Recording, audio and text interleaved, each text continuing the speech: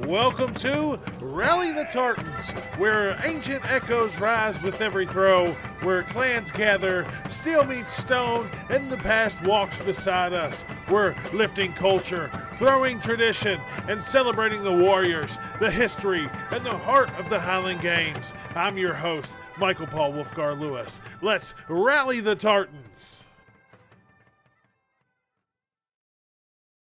Here's a wild thought. There are more people with Scottish roots in North America than Scotland itself. Think about that. From the Appalachian Mountains to the Canadian Maritimes, the bloodlines of Highlanders, Lowlanders, and Scotch-Irish settlers runs deep. The Scottish Diaspora didn't just land here, it shaped this continent. Whether they were building frontier towns, founding churches, or keeping old songs alive in new lands, these descendants had carried the legacy of Scotland into every corner of North America. So when we gather for a Highland Games in the US or Canada, we're not just remembering where we came from, we're reclaiming it. And that's why, in just a moment, we'll bring on the rebel architect himself, Danny Webster, because he kind of reclaimed the games. From that COVID era that we've seen so many shut down. And we'll talk about how he did that and some of the benefits that have come since he started. Because he's revitalized quite a few that I didn't think were going to come back, and I'm super excited to talk about. Guys, we've had a great run. We are coming up on this should be our 7th episode deep since starting in August. And we got quite a bit planned for the remainder of the holiday season. We just finished up Halloween, or Samhain. So happy Halloween. Belated happy Halloween. Happy belated Samhain. And I hope you guys have had some fantastic times. We're coming into November now, and Thanksgiving is coming up, which is real big in my household because, man, I love to cook. I also love to eat. Hopefully you do as well. And then we're going to kind of turn right into Christmas in December. So we're going to have some amazing shows lined up for everybody. I was talking with a few, not just Danny Webster, but a few other ADs, a few other Scottish athletic organizations. And I just want to prepare you guys for the end of the year. We are going to do a round table. It is going to be difficult on my end to make sure that I get that audio and video right, to make sure that it is presented to you guys correctly. But I want to hear from them, and I want to hear about what's coming for 2026 and how we all can work together. You guys have seen my videos that I've been putting out. I am talking about trying to figure out a way to make sure that we broadcast or package some film together for you as the fans of the athletes, the fans, the family, the clan societies, the Highland dancers, the pipers, that we are all reclaiming it and putting it back out there on social media platforms and whatever it may be, so we can grow these games. That is why I'm here, to make sure that we help grow these games. And speaking of the games itself, I believe I've spoke long enough about what I'm working on here. Let's go ahead and jump right into our segment where we can highlight some of those games that have just happened. Now, I don't know if anybody else has been keeping count of the Highland Games, but October is one of the best months for the Highland Games. There were 21 states that had at least one Highland game. There were multiple states that had multiple games. You name it, from coast to coast, east to west, north to south, there was a Highland Games somewhere in the country that you could have took a little drive and got to. So that is why this is important to me. It's important to these ADs. It's important to the clan societies. It's important to the vendor that makes jewelry, or sells kilt pins, or maybe they just sell natural soap with a Celtic name. Whatever it may be, these games are super important to everybody. There was a few big ones here locally where I'm from, in the state of Indiana. Indianapolis had theirs. Super glad they're back. Super glad they're growing again. They took some time off because of COVID. Hated to see that, but it happens. and that's why we got to support every game that pops up. Now, there were some big games, not just the Indianapolis Highland Games, which again I'm a huge fan of. Uh, but we seen games like Stone Mountain. Stone Mountain is legendary, right? Our very own guest, Danny Webster. Huge shout out to Danny Webster for knocking down first place in the Masters category. Now, guys, if you don't know Danny Webster, he can compete in Masters. He could probably compete in the Amateur A or any kind of open event because he is a solid athlete, a really solid athlete. Had some great numbers. But while we're talking about Stone Mountain, let's just go ahead and give a couple shout outs. All right. Now, I was a little surprised if anybody asked me my opinion on who was going to win, which my opinion doesn't matter at all.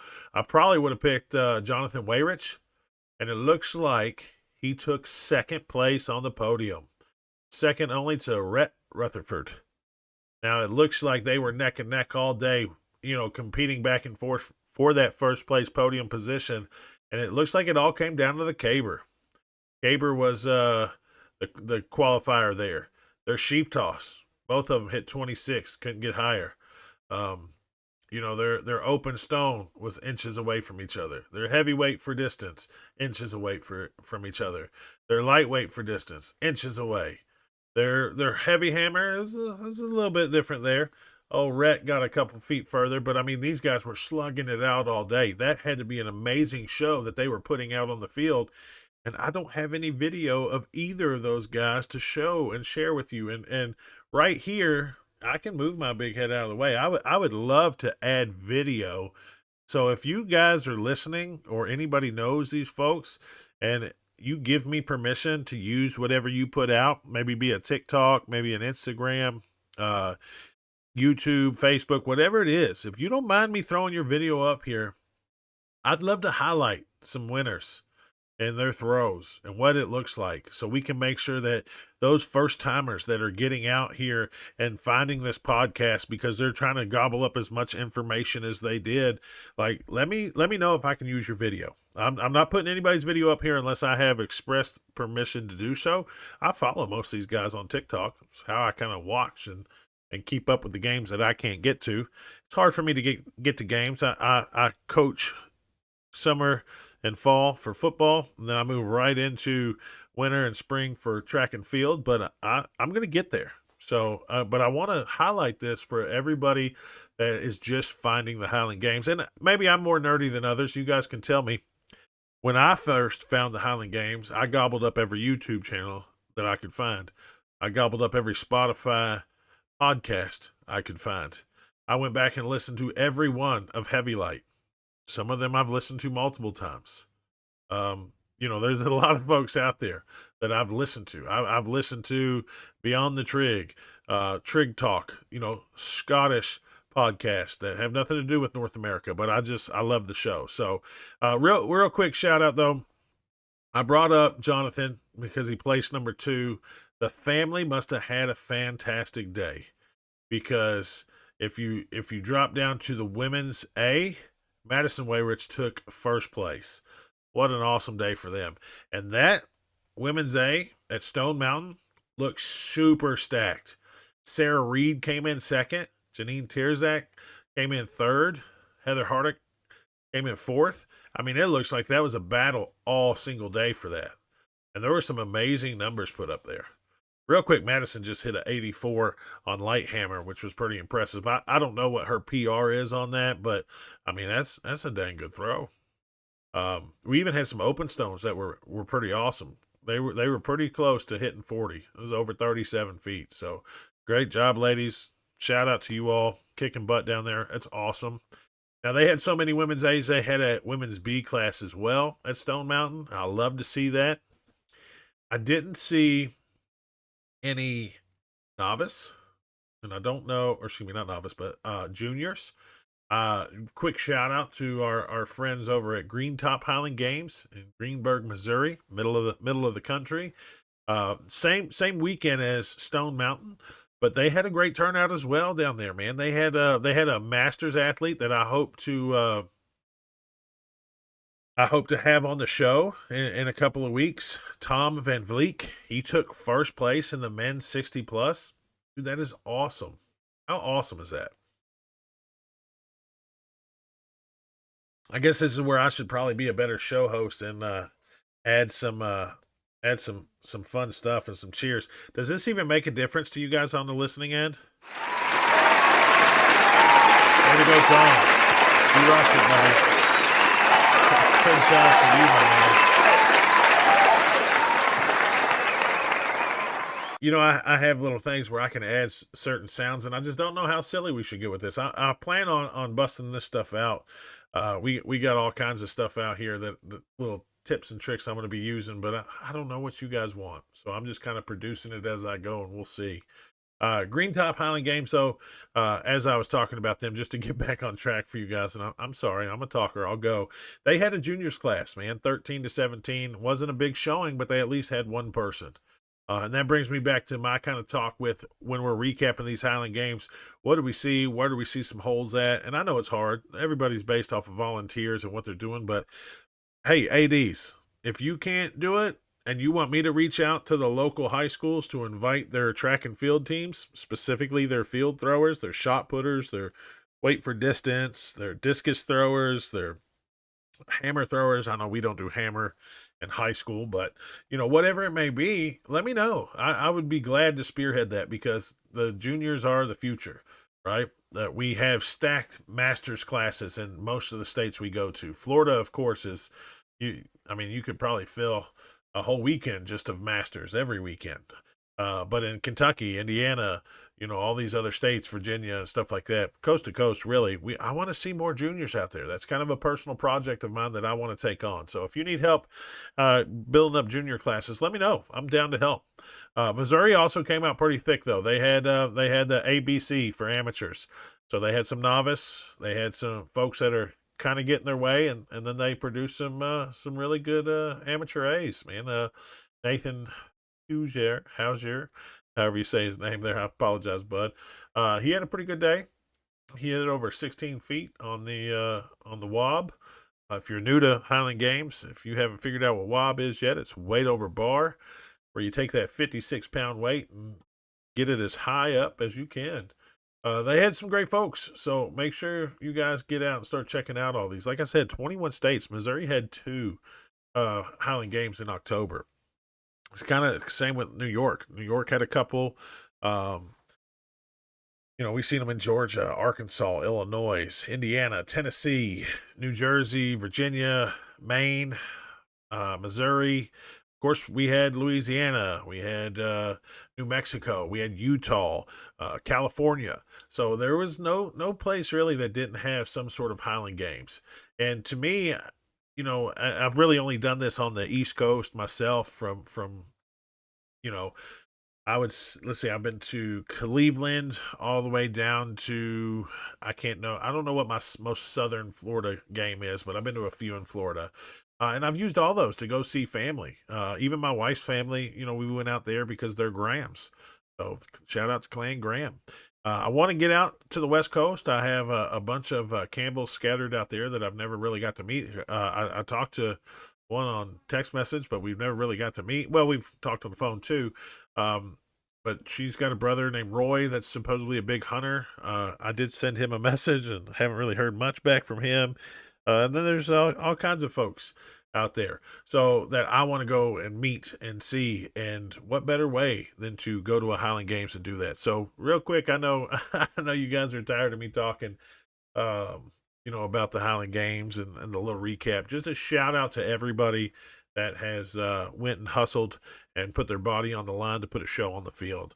All you athletes are amazing, and I can't wait for us to highlight you a little bit better here on the show. So, again, if you are an athlete and you are listening and you are okay with me using video that you post, let me know, and I will make sure that we integrate it into the show as soon as possible. So, real quick, before we go into our interview with Danny Webster, it is going to be a short shout out to our promotional sponsors that we have for this month.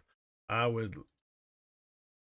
like to thank Andrew Mullis State Farm, who is based out of Kentucky but operates in Tennessee, Kentucky, and Indiana for all of your insurance needs, auto, home, health, and life. Reach out for a quote. Quotes are free from him, but it sure goes a long way when you say Rally the Tartans sent you.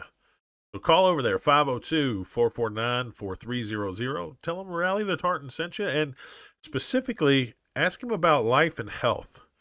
They have a program where a health program that's very similar to Aflac, and it's fantastic. So get over there and talk to them. I have it myself, so I wouldn't tell you to use it if I didn't use it. And you can, again, mention Rally the Tartans, and he'll get you taken care of. That's Andrew Mullis State Farm in Tennessee, Kentucky, and Indiana. Our next sponsor is a little bit personal. It's Wolfgar Concealment at wolfgarconcealment.com. They have constitutional carry classes you can take online right now. In the 29 states that offer constitutional carry, which is a permitless carry, they have a class for you designed to keep you safe. Your right is to carry. Your responsibility is to carry safely. Visit wolfgarconcealment.com. Ladies and gentlemen, when the world went quiet, when fields emptied, festivals vanished, and athletes packed away their gear, one man refused to let the Highland Games fade into silence. Out of the stillness came a spark, and from that spark, the Backyard Rebellion was born. Danny Webster didn't wait for permission. He built the stage. Like Steve Jobs, he turned simplicity into revolution. Like Elon Musk, he re engineered the way forward when everyone else hit pause. Like Prometheus, he stole fire from the gods and gave it back to the athletes. He is the Robin Hood of the Highland Games, giving the games back to the people. The Da Vinci of the backyard, blending art, science, and grit, and the Dana White of the Highland Games, building not just competitions, but a community. Beyond the field, Danny's more than a visionary. He's an athlete, an athletic director, and a law enforcement officer. A man who lives discipline, service, and strength in every form. This is the story of the rebel architect, how one man's defiance during lockdown helped keep the spirit of the Highland Games alive. Mr. Danny Webster, welcome to Rally the Tartans. Thank you, Michael. That's quite an intro. I don't know if I can live up to that, but we'll get at it. Listen, I guess I am just everybody's hype man these days because that is you, my friend. You have Well, that, turned something that was killing our sport into the lifeblood of it, and we can't, as a community, thank you enough for that. well, thank you. So, to get back into the origins of your rebellion, when you look back at those early lockdown months, what moments pushed you to say, "I'm not waiting, I'm building something myself"? Well, lockdown actually happened a week after I competed at the Panama City Beach Scottish Festival in the A class and won it. And everything was looking good. A week later, everything's locked down, everything quits. All the festivals get canceled, and we are all sitting at home for a couple months. And I'm about 2 months into it. I think it was around the end of April, 1st of May. I had moved my wife and kids to the farm back in where my mom and dad lived. They had my granddad's old house. So instead of being locked up in the city where I was working 12 and 16-hour days, I moved them out to the farm where they could go out and be away from everybody and enjoy life, kind of like I did when I was growing up. They'd be able to go fishing and ride four-wheelers and do everything. And on my off days, I'd get 3 or 4 off days a week because of the hours. I would leave and travel back and stay with them. And I was looking at all this farmland in front of me and thinking, there's no sport on earth that promotes social distancing like a bunch of 300-pound men in the heat throwing heavy implements that can kill each other. Why are we not doing this? And I got on Facebook and did a aggravated, frustrated Facebook post of, I've got 120 acres of land out here in the middle of nowhere, Alabama. Why don't we put on a game? We can do this safely. And shortly after, my friend Wade Kirkland, he sent me a message. Goes, I've got a big piece of land outside Nashville, Tennessee. Why don't we do it up here? And that got me thinking that was actually better for us. And it wasn't long after that that I put up that post that some top level athletes like Adrian Wilson, Zach Riley, and a couple others said, "Hey, if you're serious, I'm there." And that kind of gave me a little credibility. And then it gave me a oh no moment. And now I've got to back this thing up. So that's how we got there. Okay, so that's how we got there, but let's kind of visit that first backyard rebellion event, the setup, the people, the feeling. Once you got closer to that day and that morning happened, explain that. Tell us what that was like. Yeah, well, to back up after that, when we decided, hey, we're going to do this, I reached out to some people that actually knew what they were doing because at that point I was just an athlete. I'd never run anything before in my life as far as Highland Games goes, but I had a lot of people around me that had been around hundreds, not even thousands of games, like Miles Wetzel, Merle Lawless, Chad Clark, Scotty Johnson, Kerry Overfelt. I reached out to all of them and said, "Hey, this is what I'm thinking about doing." And they were all like, "Hey, let's do this." And they started bringing things together, helping me plan for it. And once I went up and talked to Wade and I got a visual of the land, I knew how I wanted to run it as an athlete. And getting the people together like Merle and Miles, Kerry, Chad, and Scotty. That's what actually made this thing go. Is those guys and getting the equipment there. That's what did it. That's definitely a big part. Now, did you ever imagine, that it would grow from just some small idea of out of frustration in somebody's field to this full-scale movement that's actually kind of helped keep the Highland Games alive on this side of the country? No, absolutely not. I thought it would be a one and done. We had planned to take the proceeds from what we got, what was left over, because everything that we did was paid for by registration money. And the Kirklands, Wade put a lot of money in it. But we found a charity that dealt with sending money to school kids, sending money, but sending food to school kids. And at that time, charities were not getting a lot of money because everything was locked down. So uh, charitable contributions went down significantly, and we was able to give a few $1,000s to them, help them send some food to children. That's fantastic. That really is fantastic. Again, just shows your heart and your character. So now and again, that's kind of why I've compared you to Steve Jobs and Elon Musk and these these creative folks because you've kind of re-engineered the games during a crisis. What was your creative process when everything around you was kind of uncertain after that first game? How did you build up?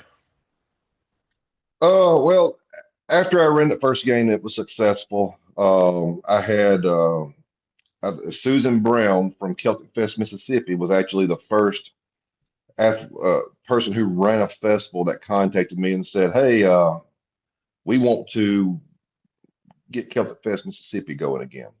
And at that point, it didn't even have an athletics. So she contacted me and said, "Hey, would you be interested in running something other than a backyard game?" And I said yes. I had absolutely no idea what I was doing. I gave her a price, and that price was grossly under underbidded for the amount of money it was. But she was smart enough to know it was going to cost more money. She helped fund it, and I learned a lot from Susan. But after that, Panama City Beach, they contacted me, and then over the years, just more and more festivals have contacted me and said, "Hey, would you come start a game here, or would you take over for the athletic director?" Because after COVID, a lot of athletic directors, especially in my area, they just retired or they quit or something happened and they didn't want to do it anymore. And there was, I guess, it was just right time, right moment. Or the good Lord said, "I'm going to put you here in this moment, and you take it from here." And that's, and people started contacting me, and we started doing it. That's awesome. So, did you face any kind of obstacles trying to host these events when the rest of the world was basically shut down? Well, to tell you the truth, yeah, the first backyard rebellion, it was touch and go for a long time because we basically had to keep that secret from the rest of the world. It was in Wade Kirkland's dad's two front yards because he has a huge, huge yard and it was separated by a driveway. But, we didn't invite the general public to that game. It was athletes, their immediate family, uh, the judges, of course. Well, I think we had one clan there, and we had one piper that showed up and stood on top of the hill away from each other and piped for us. And we had one vendor, so it made it a festival. And we had some people from the local dance class out there dancing. So we made it a real festival. But yeah, we didn't advertise it. It was like I remember reaching out to a local hospital up there, said, "Hey, we're going to be doing this. Would you have a couple medics that you would like to send out there?" And they told us flat out, "No, we can't be out there. We can't be part of it because of the shutdowns."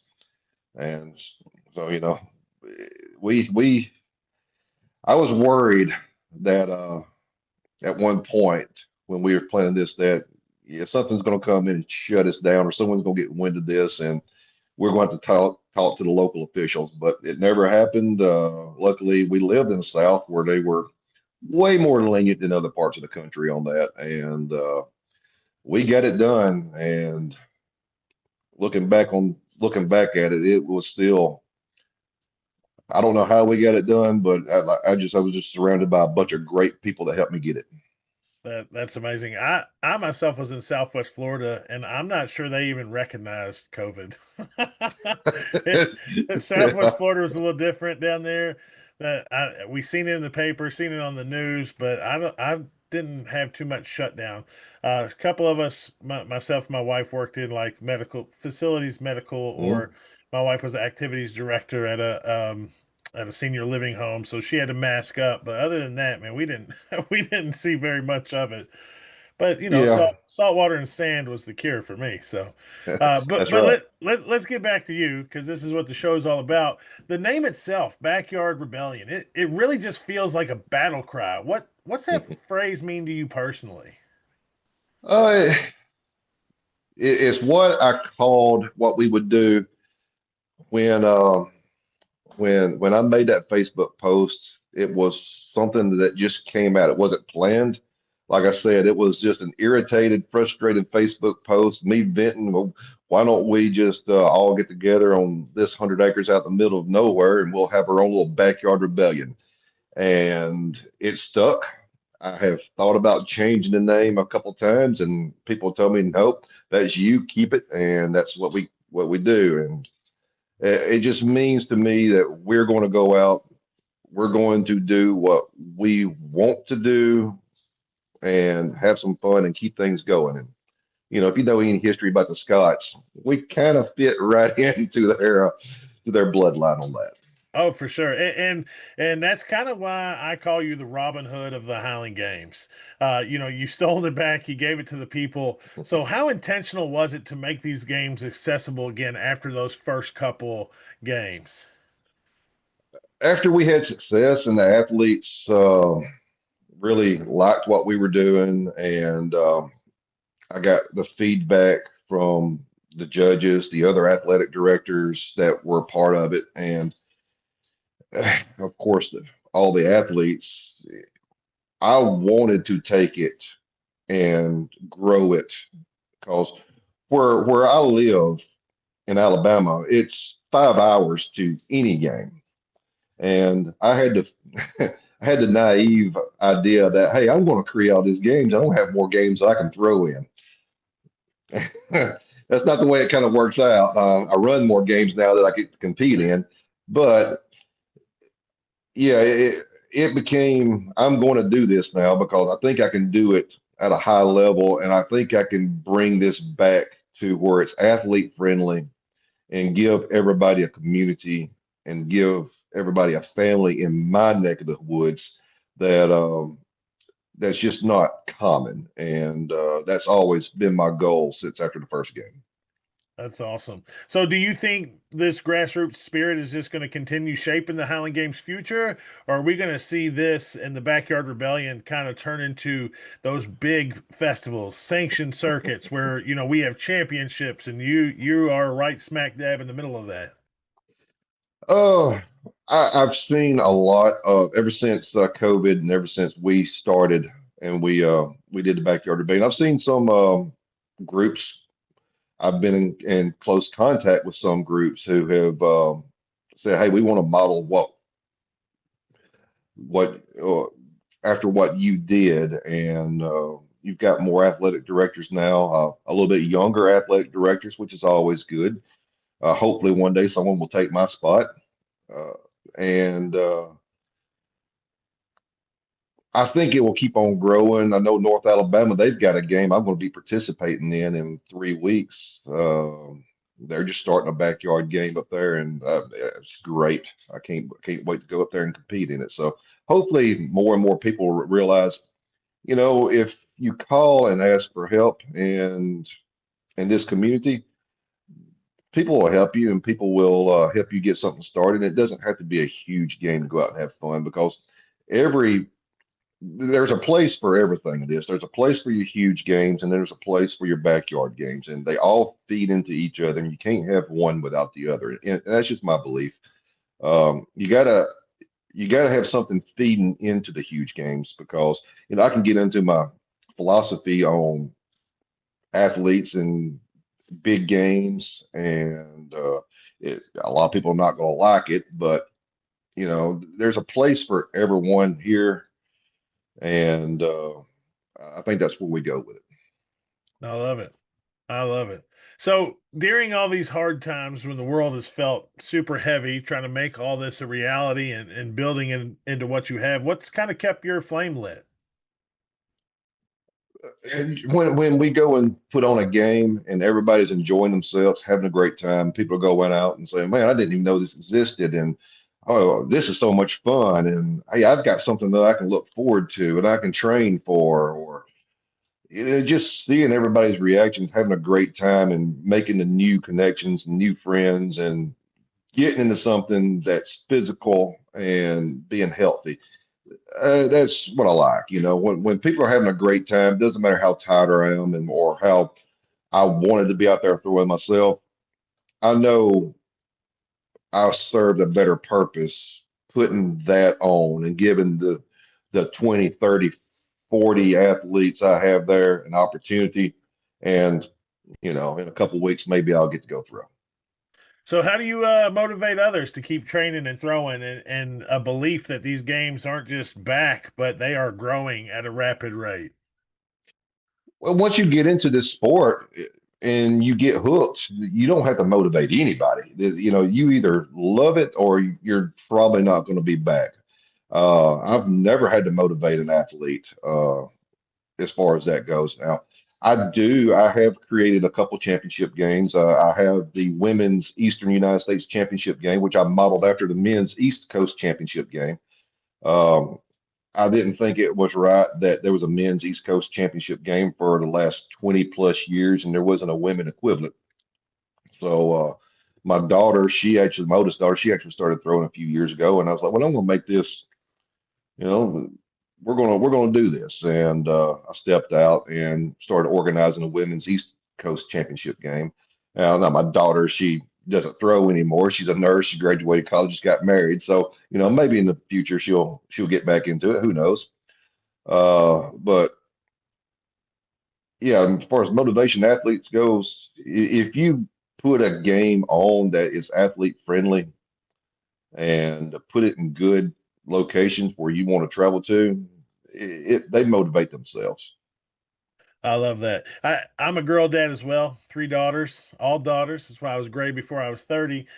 Still got a full head of hair, so I'm lucky there. But so I love to hear that. They actually are all still in high school and throw on the track and field team. So Oh, nice. as soon as they graduate, we'll get them. We don't have a lot of junior events here locally, but Mhm. I've always said you're a little bit of a Da Vinci of the backyard. You're blending your creativity, your structure. How do you Mhm. approach designing an event from the layout to the flow to the overall athletic experience? Well, the first thing I do when I go to a field is I look at it and I start thinking, where am I going to put my hammer cage? Once I put the hammer cage down and everything else goes around it. But instead of looking at it as maybe an old school AD or a judge, I look at it as an athlete. Uh, how am I going to set this field up, which would be the most advantageous for the general athlete? And I want to make sure that you're not throwing uphill. And if I do have a trig that's going uphill, it's probably stones because no one likes stones. I'm just kidding for all you stone lovers out there. Stone's my worst event, so that just goes last. But really and truly, you set the field up where it's advantageous for as far as the distance events. If there's a downward slope, I'm going to set it up where that athlete can have an opportunity to hit that downward slope because facts are most world records are not on a flat field, so yeah, I'm not worried about that. I got you. Uh, Yeah. and as far as the height events goes, I look to see, okay, where's the crowd going to be? Because you want to set your towers up close to where the crowd's going to be, because the height events are an event that everybody can understand, whether you're first time at a festival or your 100th time at a festival. You're going to know what's going on with the height. Did it go over? Yes. Or can you throw it high? Yeah. And that's a real crowd getter. And then I want to make sure, as far as the flow of the game, I want to have someone on a tower all times of the day, keeping that crowd entertained because the distance events can be lost to the general public. People don't know what a world record throw is unless you tell them, but they can see something go really high. Right. And of course, caber is caber. If you can set the caber up going down the middle of the field where it's really, really visible and the crowd can get into it, and that's every athlete wants to hear the someone's putting ice in a cup in there. So if you hear something clanging around, it's just that. It's a family show. It's perfectly fine. Yeah, that's good. But you want to set the field up where the athletes can interact with the crowd, feed off of that, and then if they can throw in an advantageous spot, they want to go there. There's a game in Illinois that I want to travel to every year because it's run by, or up until this year, Merle Lawless, who just retired up there. But Merle's always going to make sure that if there's a great flow, no one's sitting around for a long time. Because there's nothing worse on a master athlete, our age, and to compete in a couple of events and then have to sit down for 30 minutes or an hour and then have to get back out there and compete again. We're past that point in life. We got to keep on moving or things start locking up. And that field is an advantageous field. The Miller brothers, Brady and Brent, they used to go up there every year just to break world records. So I try to model a lot of what I do from what I've seen athletic directors like Merle Lawless do, setting up a field, making sure it's an advantageous area, making sure the events that you can put close to the crowd are close to the crowd. So, just little details like that is, I think, why athletes like my games. I love that. And if anybody is new to the Highland Games and just listening to this podcast, Danny has just dropped all of your homework. Go research every person that he has said from the beginning till now. And I promise you, you will have hours of just wonderful education. And just a first-hand experience of the history of how we've gotten this far so far. But let's get back into it. What did you learn about the community and innovation from building something literally in your backyard? What's some of the biggest things that you've learned from the community? The people in this sport will do anything and everything for you, and they will give you the shirt off their back. They will help you for free, and sometimes you got to make them take payment and compensation. And that's I don't advertise what I do as a in my career away from that because I have two lives, my career and my personal life. And after 25 years of doing law enforcement, I try to make sure that's keeps separated. The Highland Game community, which I started in 2017, they have quickly become my second family and my best friends. Um, Tim Schwesk and his wife Topaz, they drove all the way from Illinois to Masters World Championships to volunteer all weekend. And they arrived, I think, Thursday night, and they helped me Friday, Saturday, and Sunday. Uh, they wouldn't allow me to pay them or give them money, and that's the type of people you meet. It definitely is. I've had help every step of the way. I have not been in this sport as long. 2022 or 2023. I think 2022 is when I found it. 2023 is when I first competed, and ever since then, I have been hooked, and I've had just help along the way. The Andrews brothers in Florida. They're the ones that linked me up with Carrie Overfelt, who actually grew up Mhm. one county over from me, and I didn't even know it. And we're only about 10 years apart. I'm 42, so we're not too far apart. And all these guys, and Jason Perfogli, I'm sure you know him. Yep, I know He and all these guys. he and I now live in the same community. he Jason's gave a great guy. he gave me my first caber. We broke a Masters caber at his first games, and I was like, "What are you gonna do with that?" He's like, "I'm gonna burn it." I was like, "Man, can I Yep, take that home?" He's like, "Bro, yeah, have it." And I have since been teaching kids that graduate our local high school. As soon as they graduate that summer, they come over, and it's only been two summers right now, but they'll come over, and I invite them out to Highland Games practice. So yep. that caber has now been teaching the next generation. So it's pretty awesome. But if you could blueprint your perfect Highland Games environment, place, location, attendees, whatever it may be, what's that look like in your mind? Well, I'll go back to the first backyard rebellion, how that was set up. That was just, I don't think I could have asked for anything better. The way the community came together helped me because I didn't have the equipment. I didn't have towers. I didn't have a trailer. I didn't have cavers. All of that was provided by everybody else. I just had a crazy idea and a bunch of crazy enablers that allowed me to get it done. And the second backyard rebellion, I think, was as close to as we could get to being perfect. We had a pro class. We had Spencer Tyler came and broke world records, I believe. Brady Miller was there breaking world records. Adrian was breaking world records.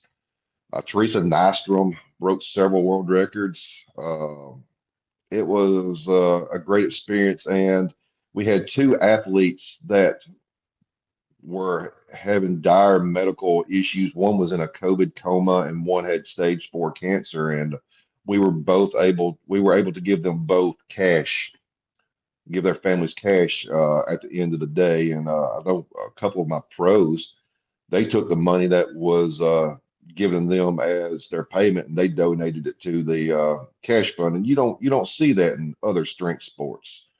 You don't see the camaraderie in powerlifting or strongman like that. I'm not saying that they don't have camaraderie and they don't help each other, but there's the most every athlete is out there rooting for you, and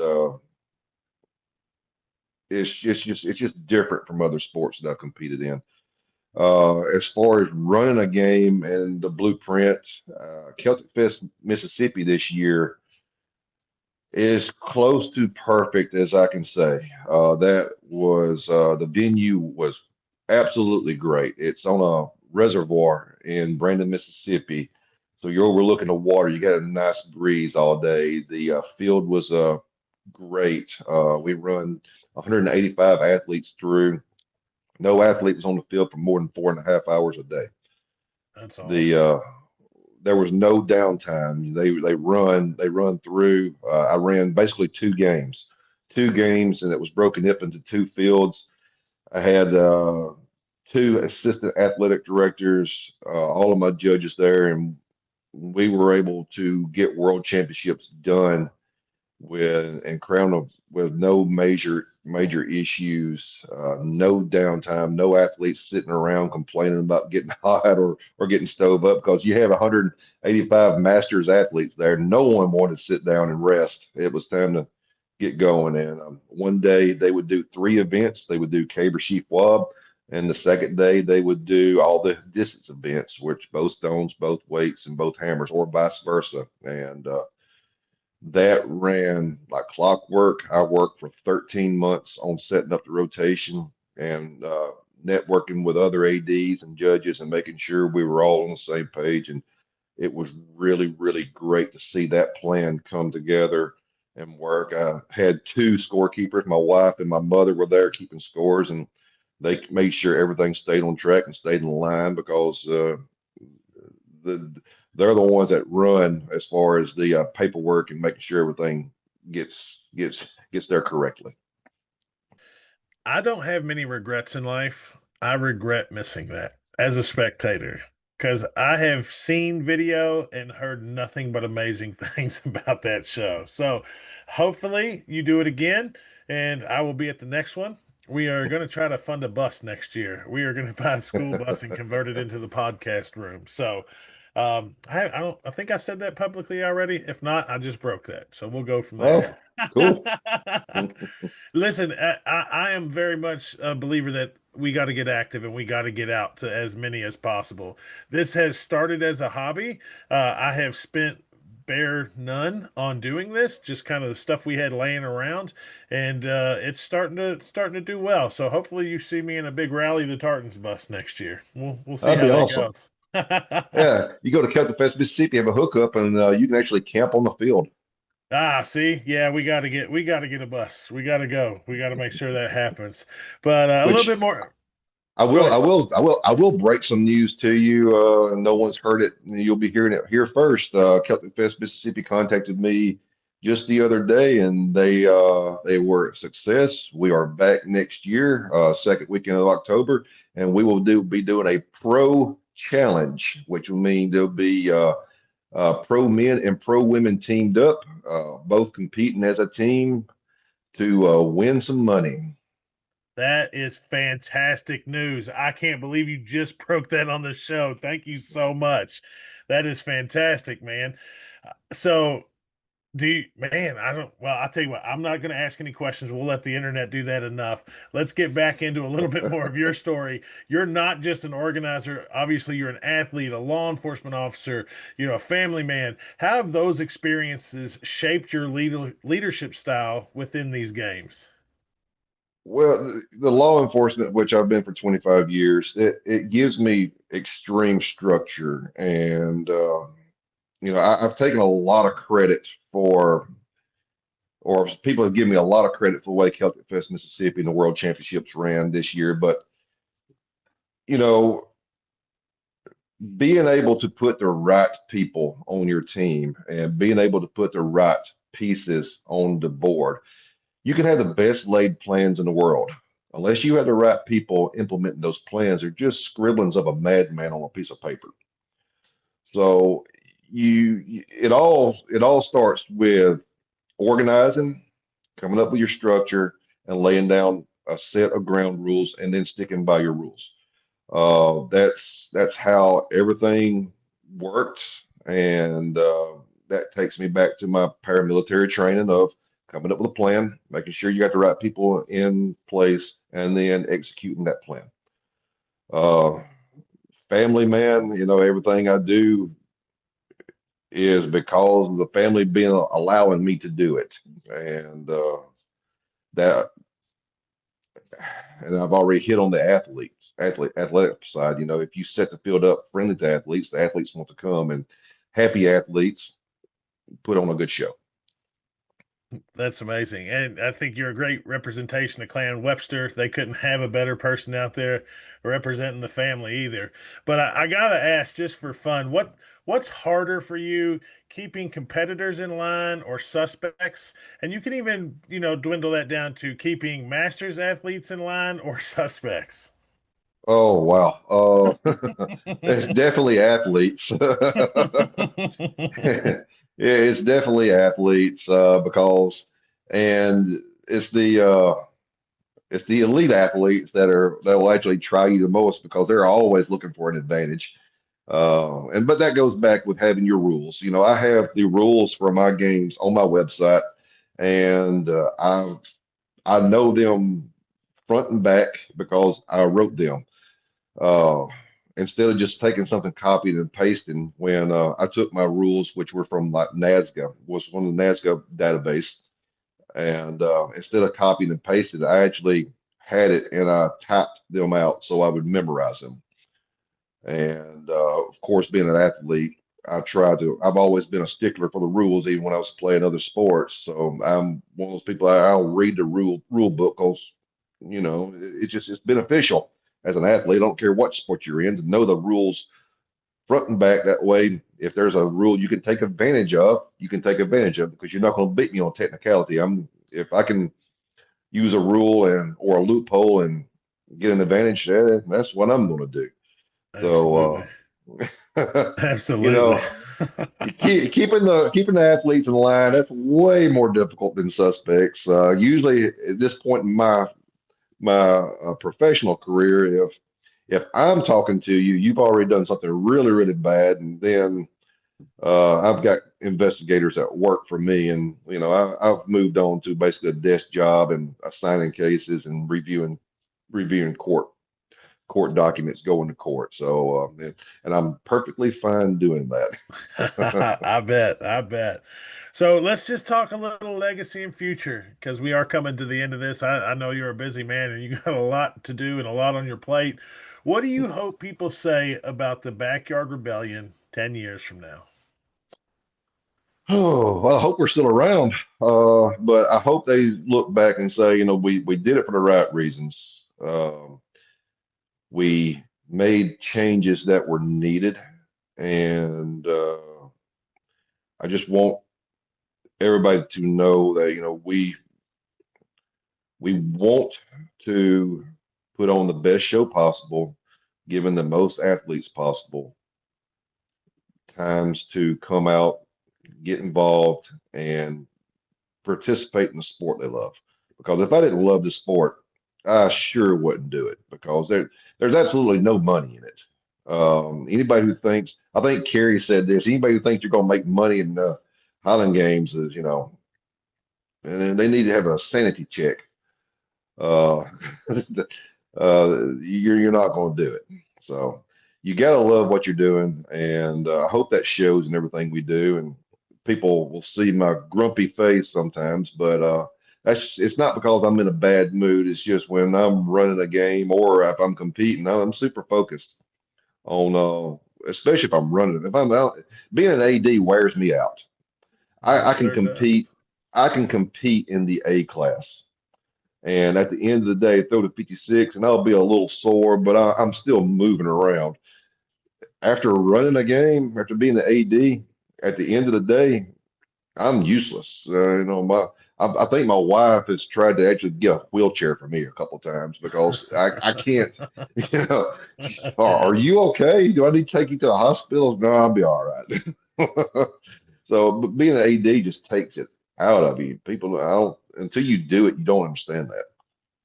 I think that's it. And if anybody out there is listening that's on the fence of getting out to a games, that's it. Just get out there and do it. You're gonna love it. Yes. I will. You're never going to be ready. I say this to you athletes. I'm glad you said that.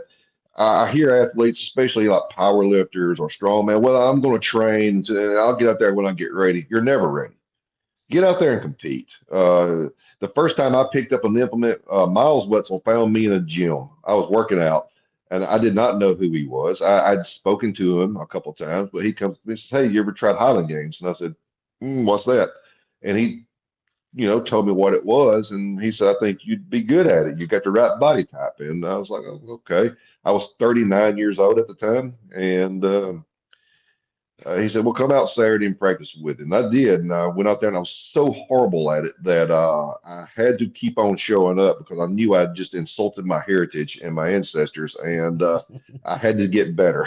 So for the last 7 years now, I've been trying to get better. I have a very similar story, except I seeked out the practice team. I went to Dunedin Highland Games, fell in Oh love yeah, with it. 2 weeks later, I'm at the Celtic Strong practice group in Tampa. I drove 2 hours to practice for 2 hours, and I threw the 56. And David Andrews looked at me and said, I better teach you before you kill yourself for somebody yep, else. So, yep. and then here the rest is history. I'm thousands of dollars in the hole for traveling to multiple states that very Yep. next year, and I couldn't have spent that money anywhere else better. So, I agree with Don't what you don't said. regret a minute of it. No, not at all. Well, and I think that's what people don't understand is it's a great excuse to go visit family. We have Absolutely. my wife. She was a Graham when I married her. She has some Graham family members in Cleveland. There was no way I was winning that class. They had some ballers in the masters class up there. But I was like, you know what? I'm gonna go. We get to spend time with family. We get to go throw. You couldn't ask for a better day. So Oh yeah. it's a The great thing. Highland the Highland Games has taken me to places I've never been, or I probably would have never gone. I'm a foreign boy from Alabama, and I've been to Maine, I've been to Illinois, Indiana, Kentucky, all competing, and then every Florida, Georgia, North Carolina, South Carolina, Virginia, Louisiana, Arkansas. And this coming up year, me and my wife, we are going to go to Enumclaw, Washington. I've been invited by the great Jay Big Daddy O'Neill to go up and compete at the Claw. So, you West Coast Okay. boys, I'm coming for you next year. I'm not going to be the AD. I'm going to be the athlete. So I'm I coming for love you. it. I love it. Well, listen, with everything that you've done in I don't want to say a short span of time because you've been building this for years, but if another crisis hits tomorrow, pandemic or otherwise, what do you think the Highland Games community should do differently or could do differently because of what you've built and how you've built the Backyard Rebellion? Well, I think they can use my model and maybe improve on the mistakes that we made coming into it, but use my model and just go out and do it as safe as possible and don't give up. There's always hope, and just do it. Just do it. I love it. I absolutely love it. And listen, I know you've already hit on this just a little bit. You've dropped already a great nugget of what's happening next year with the Celtic Fest in Mississippi. But finally, what is next for Danny Webster, the athlete, the director, the rebel architect? What is your future look like? Well, for the athlete, I'm going to continue to try to get better and not injure myself because I'm getting to the age now where it becomes a war of attrition. I'm closer to 50 than I am 40, so you know, I want to keep on improving. I got a couple of great coaches. I got Kerry Overfelt and Miles Wetzel who coach me all the time, and I have big plans for an athlete as an athlete next year. Hitting some big numbers and traveling, and see what I can do. As far as the athletic director and architect, I've taken my women's Eastern United States Championship, and I'm also happy to announce on a public stage the uh, North Alabama Celtic Festival and Highland Games, which is going to be in Decatur, Alabama, March the 14th.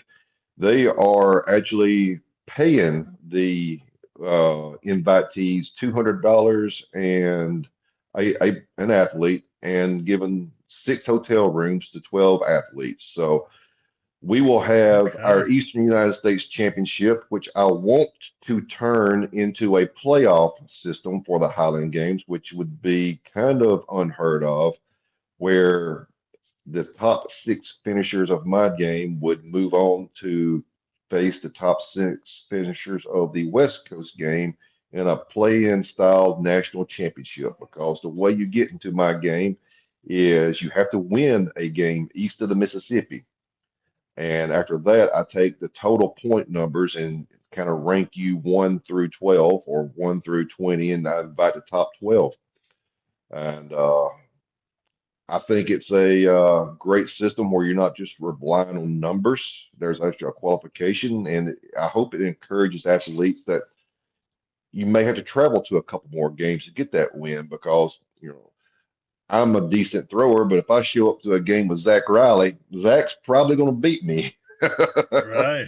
So I Right. may have to go to a different game and do a couple more, and it gets you out of your little locale and gets you to travel more, which is Now, always a great thing. Now, with you bringing that up, I just want to bust out a whiteboard because now we're talking. I love that. That is a brilliant idea. That is why we call you the Rebel Architect. Danny, I can't thank you enough for coming on the show. Uh, Everything that you've done so far has been amazing. It's been as a fan.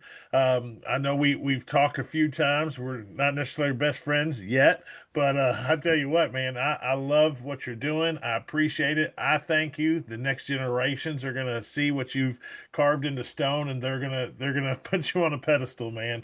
You are an amazing athlete and just a brilliant AD. So thank you very much, man. We appreciate Thank you. you. I appreciate that. Listen, we're gonna get into a few more topics on the rest of this podcast, and you can find Danny Webster at the Backyard Rebellion. You can find him on all social medias, and it's backyardrebellion.com, right? It is backyardrebellion.com. Yes. Yes, get over there, get you a hat. I believe I've seen shirts too, right? There's shirts. Were shirts still in I, stock or no? the Patches? the shirts are out, but I do have patches, I do have stickers, and I have beanies right now. And coming back in spring, I'll have the sun hats again. Okay. And I'm going to do a my new logo, which is the black logo. It's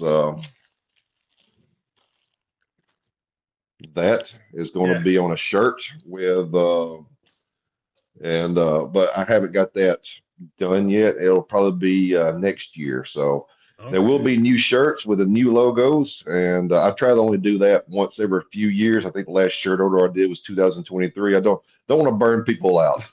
Hey, I got it, but we have to support you guys. So everybody listening, and even if you haven't been to a Backyard Rebellions game and you like what Danny's saying, make sure you get over to the backyardrebellion.com and pick up some merchandise. Support this young man in all his efforts. I appreciate it. Yes, sir. We'll see you real soon on the field near you. All right, Danny? Thank you.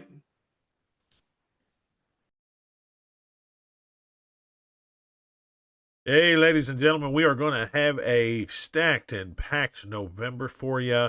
Starting today, November the 1st, if you're listening, hopefully you are listening at or leaving the Charlestown Scottish Games. That is in North Charleston, South Carolina, in the beautiful Carolinas. Also, this week in South Carolina is going to be the Clover Highland Games on November the 8th.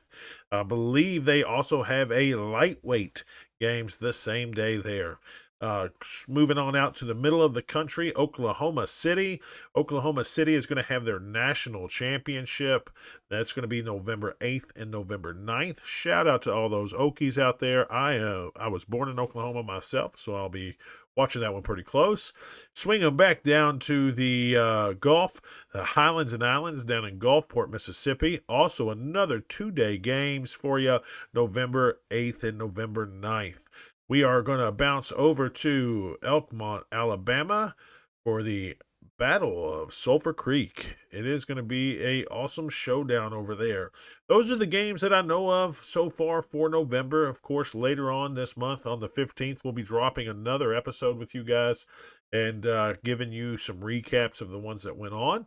And then hopefully promoting a couple of special shows for you The Holiday Highlander is something that one of our guests, Kendra Danzig, and her husband Willie Danzig promotes. We're going to be doing a special show just for them.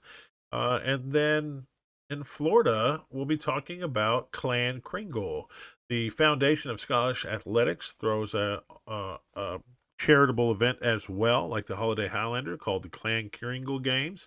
And we're going to be bringing both of those to you. Now, those two events you do not have to show up to make donations. And that's what we're going to talk about is the community support that Highlanders have and getting out and making sure that they help out as much as they can. So we appreciate it. If you are an admin, excuse me, an AD, or just a festival organizer and would like us to promote your games, reach out to us on any social media or rallythetartans@gmail.com, and we'll be glad to help out with that.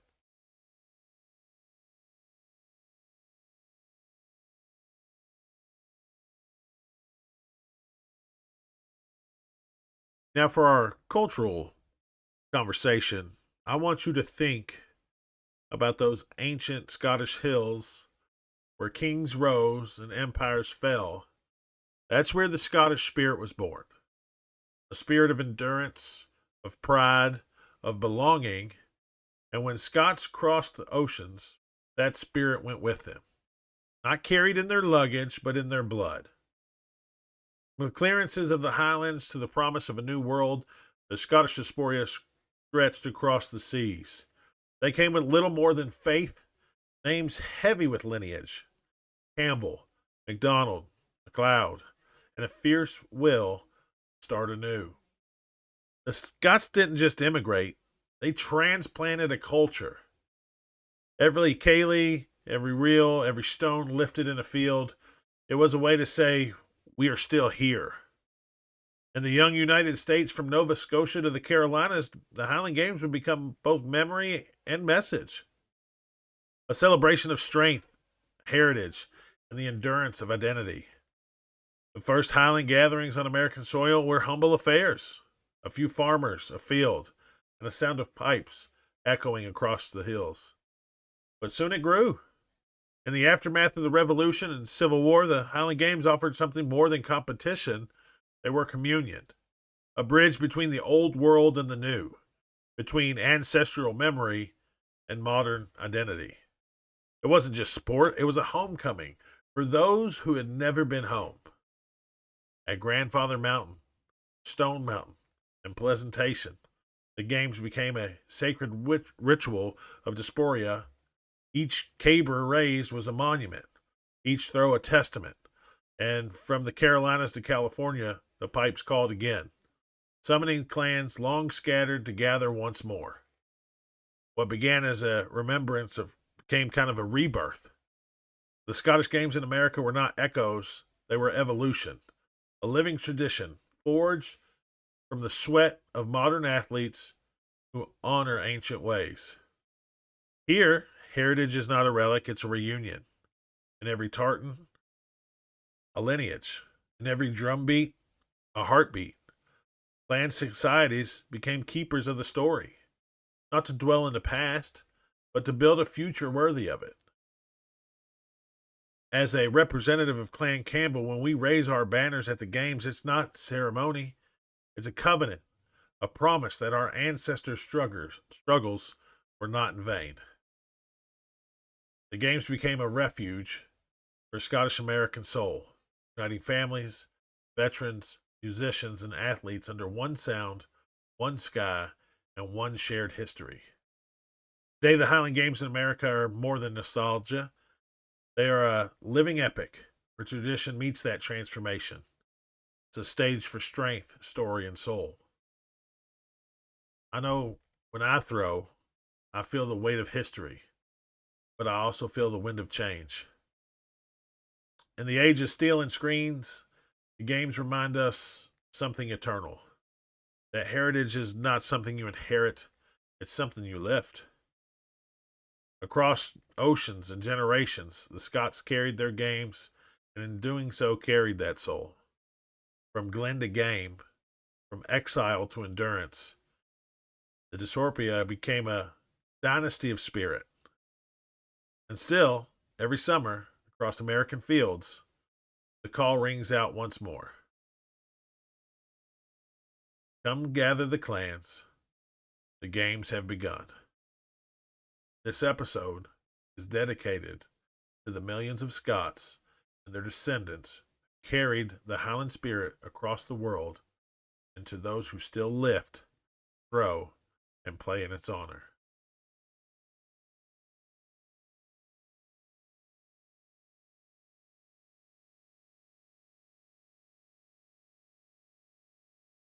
I cannot thank you guys enough for hanging with me for so many episodes.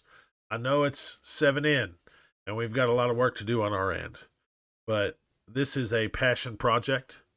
I have spent money on this knowing that I will never get it in return, because the love that I have for the family that I've met, the people in my clan society that have treated me like family, although I know we are very distant relatives, to the opposing clans that I've met, like the McDonalds, who have buried the hatchet and talked to me as a friend, although centuries ago our clans were mortal enemies. Danny Webster is a huge person in the games and has honored me with talking to me directly and releasing amazing information on the show. I do not deserve the love that he has given me, but I appreciate it, and I will always return the favor.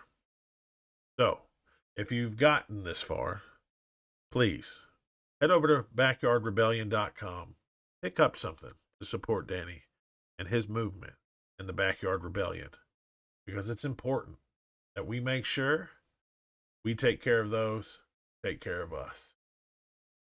Guys, girls, lads, and lassies, thank you for hanging out with me, taking time out of your day to listen to me talk. I can't tell you how much it means to me. Again, you can reach out any social media network or directly through email. We'll be glad to work with you in the future.